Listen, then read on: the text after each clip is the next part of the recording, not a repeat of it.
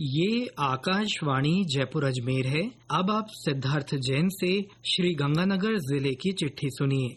इसके लेखक हैं जितेंद्र शर्मा। मरुभूमि में हरियाली का सपना साकार करने वाली, रेगिस्तान को जीवनदायिनी धारा से सींचने वाली गंग नहर अपने 100 वर्षों की स्वर्णिम यात्रा पूरी कर रही है। इस ऐतिहासिक अवसर को यादगार बनाने के लिए महोत्सव आयोजित किया जाएगा। इसे लेकर केंद्रीय मंत्री अर्जुन राम मेघवाल ने पिछले दिनों जिला स्तरीय अधिकारियों की बैठक ली।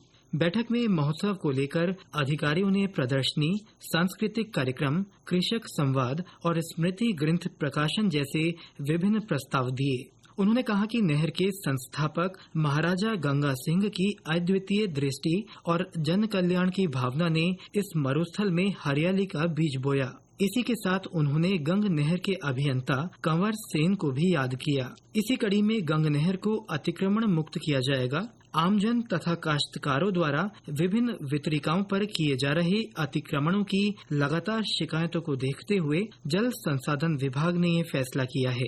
विभाग के अधीक्षण अभियंता धीरज चावला ने बताया कि 4 अगस्त से 22 अगस्त तक अभियान चलाकर ये कार्यवाही की जाएगी। उन्होंने बताया कि अतिक्रमण करने वाले लोगों को समय रहते अतिक्रमण को हटाने को कहा गया है। अतिक्रमण हटाने के दौरान किसी प्रकार का कोई नुकसान होता है तो विभाग इसके लिए जिम्मेवार नहीं होगा।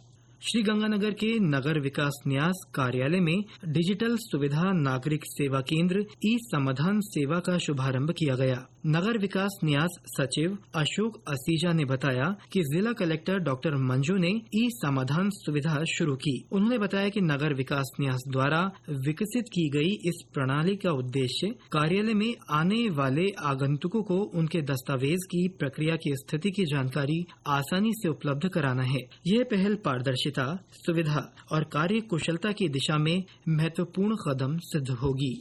जिले में शुद्ध पेयजल आपूर्ति और जल जीवन मिशन के कार्यों में गुणवत्ता के लिए वाटर वर्क्स की टंकियों और डिग्गियों में ताराबंदी की जाएगी। जिला कलेक्टर ने इसके लिए निर्देश देते हुए कहा कि पानी की टंकियों की समुचित सुरक्षा सुनिश्चित की जाएगी।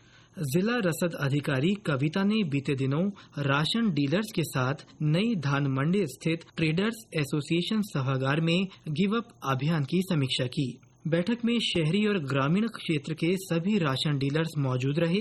जिला रसद अधिकारी ने बताया कि इस दौरान अपात्र लोगों को स्वेच्छा से खाद्य सुरक्षा से 31 अगस्त तक नाम हटवाने के लिए अपील की गई, ताकि वंचित पात्र परिवारों को खाद्य सुरक्षा में जोड़ा जा सके। उन्होंने बताया कि अपात्र परिवार गिव अप अभियान करने के लिए विभाग की वेबसाइट पर खुद भी आवेदन कर सकते हैं। विभाग द्वारा अपात्र लोगों को नोटिस जारी किए जा रहे हैं। इसके बाद वसूली की प्रक्रिया की जाएगी। इसमें आधार सीडिंग, ई-केवाईसी और एलपीजी ई-केवाईसी के लिए भी निर्देश दिए गए हैं।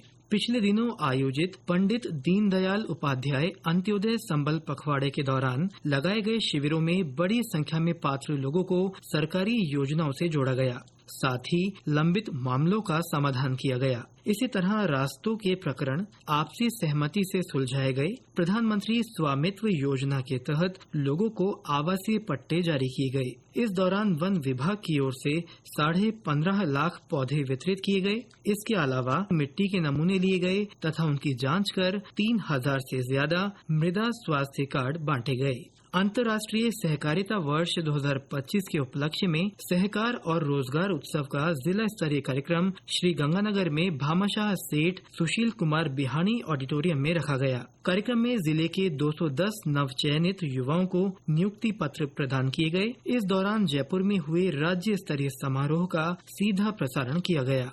श्रावणी शिवरात्रि का पर्व जिले भर में हर्षोल्लास के साथ मनाया गया। तड़के ही शिव मंदिरों में श्रद्धालुओं का पहुंचने का दौर शुरू हुआ, जो देर रात तक जारी रहा। इस दौरान शिवालयों में 4 पहर की पूजा भी की गई। बड़ी संख्या में श्रद्धालुओं ने भोलेनाथ का जलाभिषेक किया, तो वहीं मंदिरों के बाहर श्रद्धालुओं को प्रसाद वितरित किया गया। प्राचीन शिवालय सहित अधिकांश शिवालयों में कांवड़ियों द्वारा हरिद्वार से लाए गए गंगा जल से अभिषेक किया गया। इसी के साथ श्री गंगानगर जिले की चिट्ठी समाप्त हुई।